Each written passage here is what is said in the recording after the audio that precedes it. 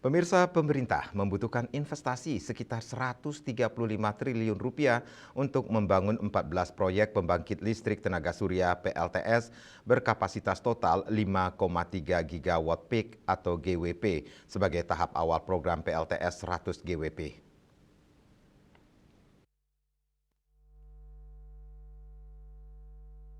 Prabowo dikutip dari tayangan resmi Sekretariat Presiden secara daring, mengatakan Prabowo menyampaikan target tersebut harus didukung dengan pembangunan pembangkit listrik tenaga surya berkapasitas 100 gigawatt geotermal, pengembangan ladang gas serta peningkatan lifting minyak nasional.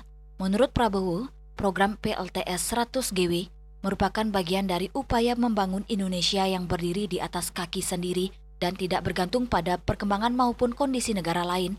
Mengenai efisiensi anggaran, Prabowo enggan mengulangi paparan teknis yang telah dilaporkan Menteri ESDM Bahlil Lahadalia. Agar pidato tidak terlalu lama, pemerintah menargetkan pembangunan PLTS berkapasitas 100 GW tersebut dapat direalisasikan dalam waktu 3 tahun. Kapasitas baru tersebut hampir setara dengan total kapasitas listrik nasional saat ini yang berada di angka 88 GW dari seluruh sumber energi.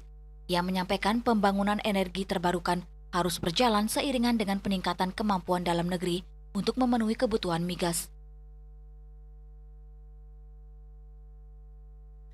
100 gigawatt kita akan benar-benar menjadi bangsa yang berdiri di atas kaki kita sendiri.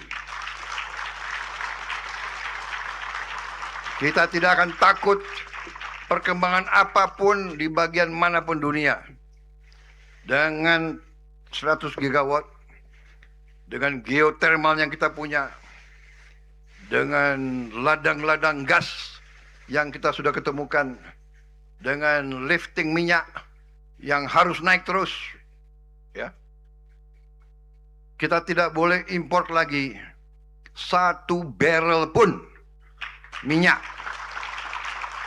Kita tidak boleh import lagi, insya Allah dalam waktu sesingkat-singkatnya, 1 tabung LPG pun kita tidak boleh impor lagi.